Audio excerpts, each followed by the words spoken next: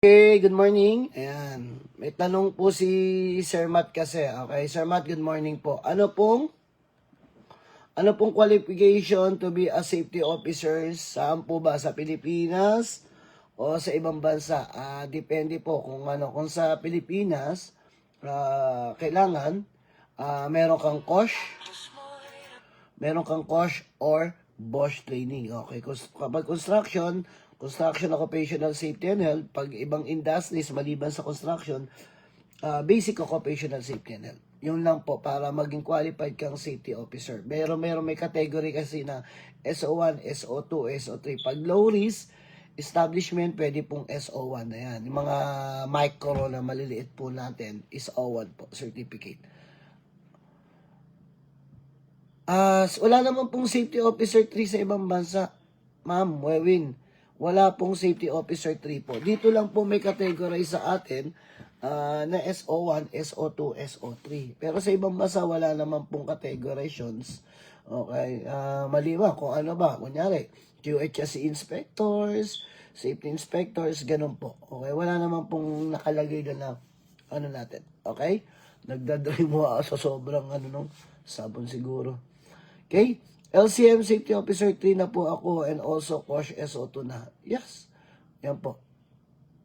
Sa ibang bansa, tanungin mo natin sa ibang bansa, depende rin po.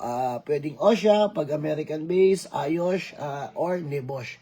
Yun po yung mga entry, okay, ng mga mga pang ibang bansa. Okay? Ma'am Wiwin, yan po, safety officer na po ako and also COSH SO2 na. Good. Congratulations po. You are SO3 na po. Okay? Yan. Welcome, na ikaw ay SO3 na. So, you can deliver as a supervisory capacity per training po, no? We need to guide, no? Ayun.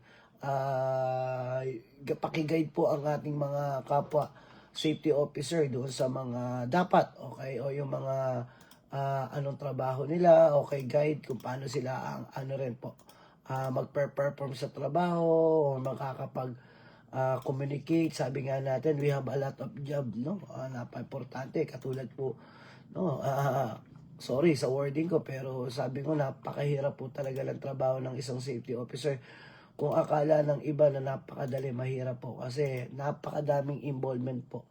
Okay, katulad nga kahapon sinabi ko, no, sa wording na pasensya na do sa wording ko kung umaga-umaga, sabi ko kahit dumi na lang na ibang tao, problema pa natin. Okay, yan, mga ganung point natin, away na ibang tao, problema pa natin. Okay, concern pa natin. Yan yung mga dapat natin it's lumalawak kasi yung trabaho natin being safety officer. Hindi po siya sasabihin nating madali lang po. Hindi po. Responsibilidad, napakalaking responsibility po kasi ang inaatang sa atin po, sa ating balikat para doon sa trabaho natin. Yun po ang lagi ko sinasabi na we need to set a goal para sa trabaho natin. Kumbaga, makatulong sa kumpanya ng tama. Okay? Yan po. Baka meron po kayong katanungan, please don't hesitate to put down here, no, na yung natin. Wala pong problema. Basta regarding po sa trabaho, natin, pwede po ako sumagot. Pero kung mga, baliwalay na natin kung kabulustugan. Okay, syempre, hindi ko naman nilalahat po.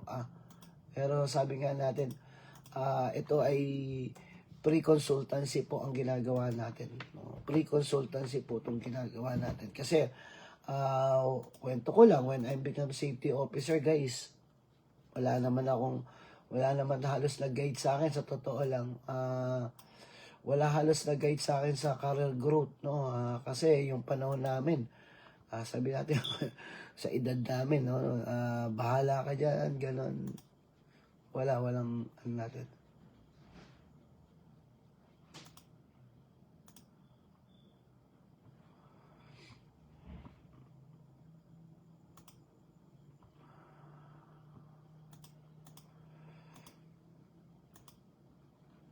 Okay? Yes po, Ma'am Grace. Okay, dito muna sa office kasi 7:30 pa pasok namin. Maaga pa. Lagi ako maaga ganito kasi office lang naman po, sa office na. Pag nasa site, bawal na po. Bawal na.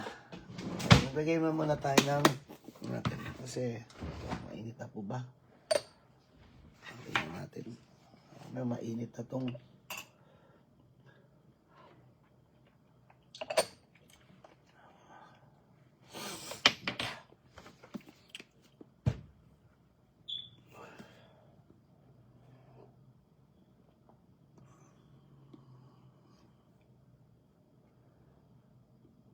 sunblock muna tayo. Pupunta tayo ng site maya.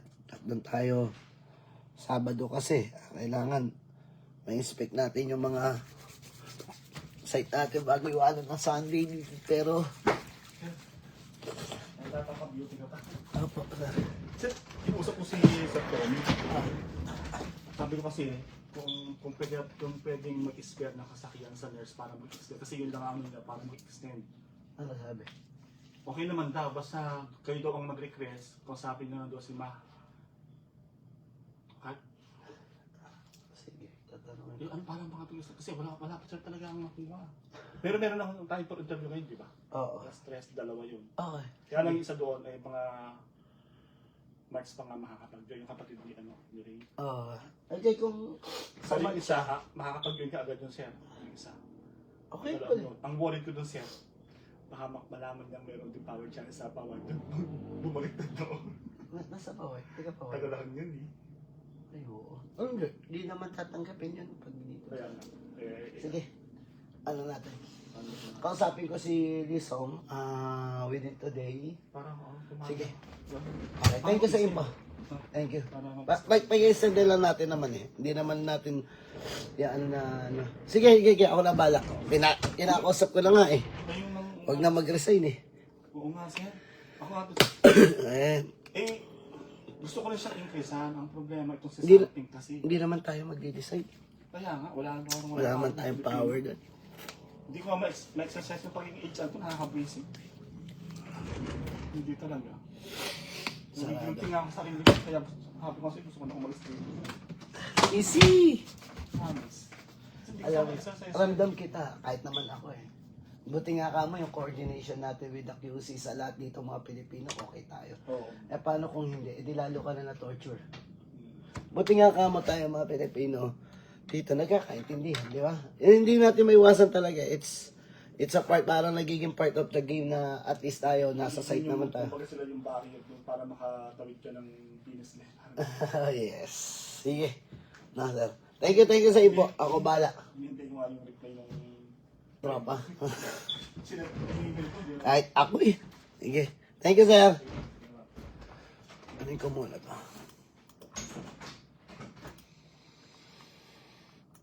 Sige. Good morning. Ayan, sige, balik po tayo. Good morning po. Real Ian, good morning po. Shoutout po sa inyo lahat. Paul Aquino, magandang umaga. Ingat-ingat ha. Sa society ka na ba? Okay. Heart Velasco, magandang umaga po sa inyo lahat. Okay, shoutout po sa inyo lahat at sa mga kasama nyo. Okay? Lianam, Lagid, shoutout po sa inyo lahat. Keep safe po. Okay, mabuhay po. Okay, pero it's me, Boss. Good morning, Kuku. Good morning po. It's me, Kerr. Okay, magandang umaga po. Salud po. Ingat po sa lahat. Okay, safety first po lagi, ah? Okay, sabi ko, lagi ko sinasabi, safety first. Kasi yun, naalala ko tuloy, no? Sumigaw tayo ng safety first, tas tayo, tayo yung natapilok. Okay? Ingat lang po, ingat. Napakahirap magkasakit po ngayon. Okay? Okay? Rem, Virgo, good morning po. Magandang umaga po sa inyong lahat. Okay? We need to, yun, yung katulad ng kanina, tinanong ni Sir, ni Mama tsaka ni Sir kanina. Okay? May kaibigan ako dyan, nag-work sa Pangasinan.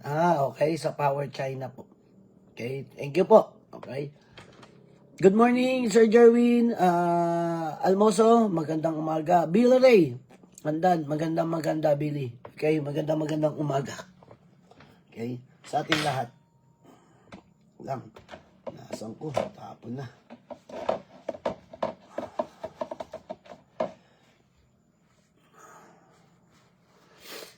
Saan location mo, sir? Several times. Ay, okay, wait lang po,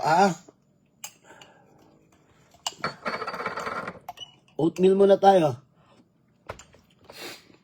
Okay, makikita nyo, dito po, sa norte ang project ko po.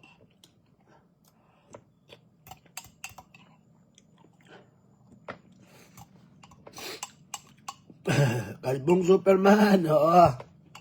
Sir Coco, ayan. Superman tayo. Saturday kasi wash day.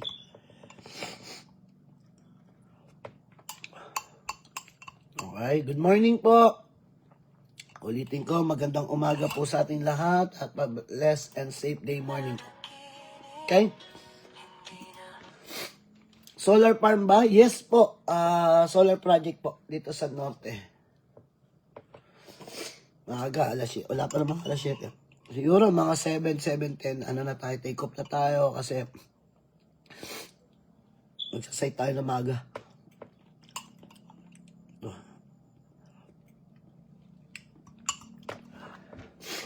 Ano po requirements pag-apply ng safety practitioner? Sir Aljon, I already create a video and also for the reference kung paano mo pipil upan, ano yung mga pipil upan mo, ano yung mga tax requirements. Doon sa YouTube, ko po, sana po madaanan nyo yung YouTube channel ko po. Please, para po maging guide po sa inyo. Nandun po sa YouTube channel ko po, Sir Aljon. Or, dito sa alam ko, nandito rin naman na-discuss ko, makikita nyo po yun. Okay? Hindi po, bugal yun, hindi po ako sa bugal yun. Dito po ako sa Nueva Ecija. Okay? So, sana po madaanan nyo, Sir Aljon, nandun po yan yung ating YouTube channel na ka-safety. Okay? Good morning, sir. We'll start my safety career in this February 23 sa Hyundai Heavy. Any tips mo? Yun. Okay? Hyundai, siyempre heavy equipment yan. So, may mga policy, may mga, unang-una, ganito pa ng niyan pagpasok mo, may mga safety, okay, o health, or operations, o management induction po yan. So, yun po yung unang-unang natin, gagawin natin. Atin tayo sa mga inductions, sa mga orientations, internal. Okay, para malaman nyo kung ano po ba yung rule and responsibility at yung rule and regulations. Rules, okay, and regulations ng kumpanya. And then also, pag-usapan dun yung role mo bilang safety officer sa loob ng kumpanya. Sample natin, kung ikaw yung mga heavy equipment, ano yung mga checklist requirements, ano yung mga guidelines requirements, o ano yung mga direktiba, katulad ng daily, weekly, monthly inspections na gagawin, o ano yung monitor mo, yun po yun. Okay? Tapos, sa mga reporting guidelines, nandiyan na may mga safety supervisor mo o safety manager to guide you. Okay? Meron naman yung mga safety manager po sa workplace natin. Yes po, powered kaya. Okay? Shoutout po, sir. Ayan. Juan, Etak, good morning po. Yan. Okay?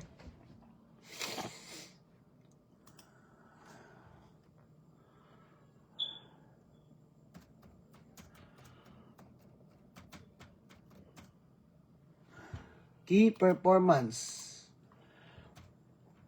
indicator activities ng isang safety officer.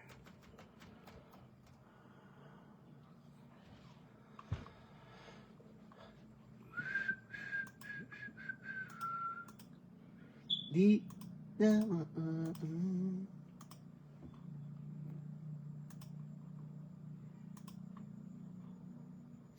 ang damdamin ko.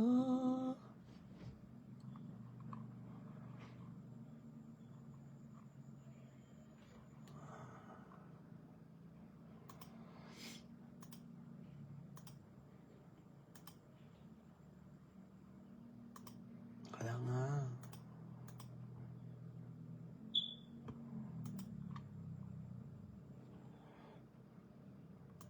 Kaya po. Galing po ako dyan sa solar farm sa Peñaranda, Gapan, Nueva Ecija. Uy, Sir Aljon, kanino under ka po? Yes po, Rem, dito pa rin po sa phase 1. Okay? Kanino ka po under Sir Aljon?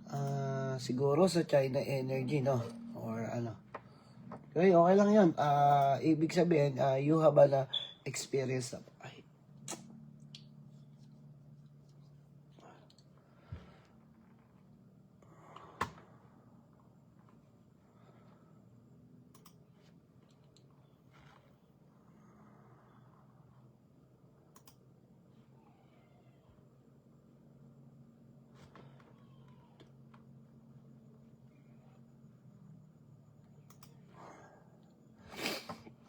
Oh, Power China pala eh. Ano yun, subcontractors? O general contractor ka po? Sir Aljon, sorry sumakit mata ko. Mamaya. Ano natin to? Ay mo siguro.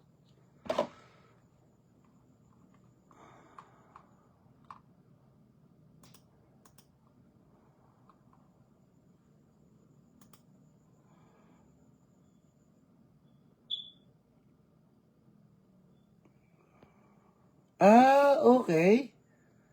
Galing ako sa solar farm, Peñaranda, Gaupanda, Baisia. China Power po sa GenCon. Ano position mo doon sa Power China? Sir? Sir Aljon? Okay. Meron din po ba kami diyan sa Terra 200? Oh, yes. Okay. Okay. Sa kabila. Safety Officer 3. Okay. Sino safety manager mo? Power China ka po. Okay. Sino manager mo, sir?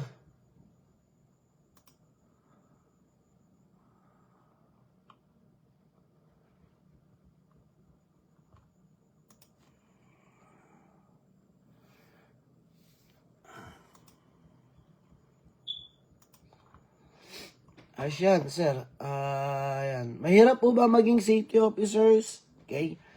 Tandaan nyo ang pagiging safety officer, guys, okay, mahirap siya kung hindi nasa puso. Okay, alam naman natin yung mga decision making, mga implementation, mahirap po. Totoo lang. Napakahirap, lalo-lalo na pag nararamdaman mo na yung support ng management sa'yo, wala. Pero, in that way, malaking challenge din kung paano mo i-deliver sa work areas nyo, sa workplace nyo, yung tinatawag natin ACAS advisory capacity. Wala namang madaling trabaho po. Totoo lang. For me, walang madaling trabaho. Magbenta ka ng bote, magtinda ka sa palengke, diba, kahit maliit, okay, kargador, katulad ng trabaho ko, mahirap din. Okay, katulad lang ng sinasabi natin na kailangan talaga alamin mo, okay, para yung trabaho ng pagiging safety officer para maging competent ka. Okay?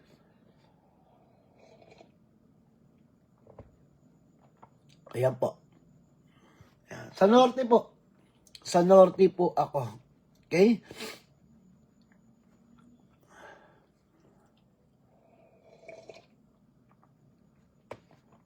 Pa-heart-heart naman. Pala, ano naman. Ayan. Yes po, Ma'am Jane. Okay. Concrete po kasi mahirap po magsabi pero dapat top management. Okay, top management kasi operation po yan. Sa safety po tayo. Okay? Ayan.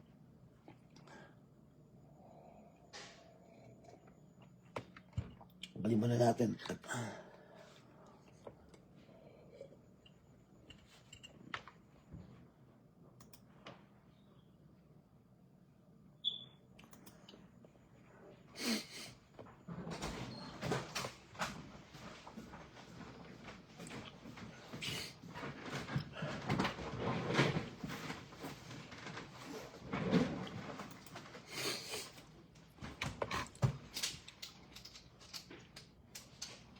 Okay.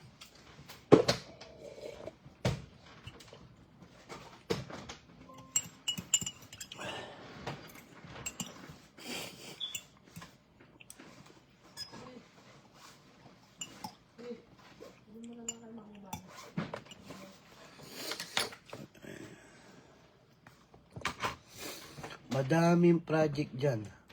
Yes. Okay, maraming project po.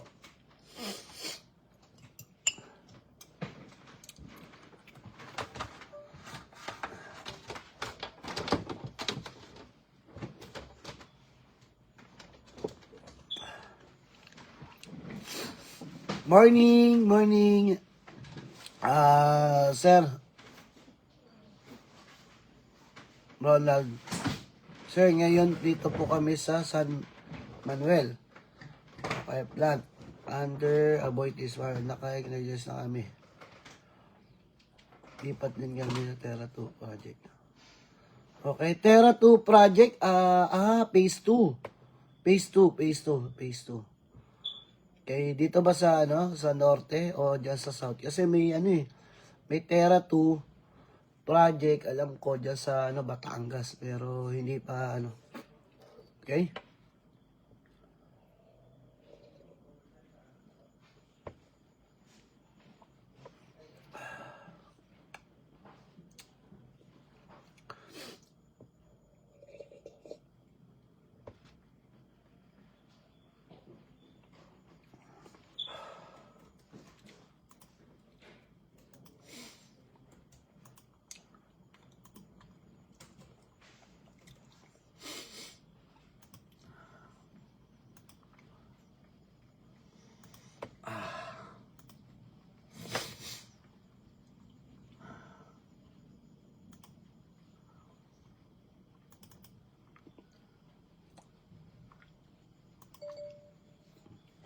Ang damdamin ko.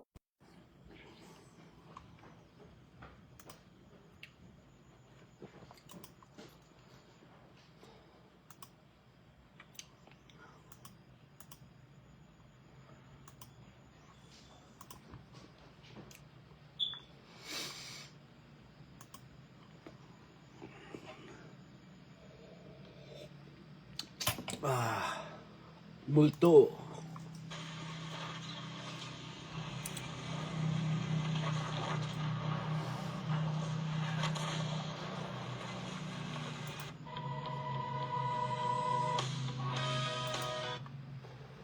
Okay, sige na.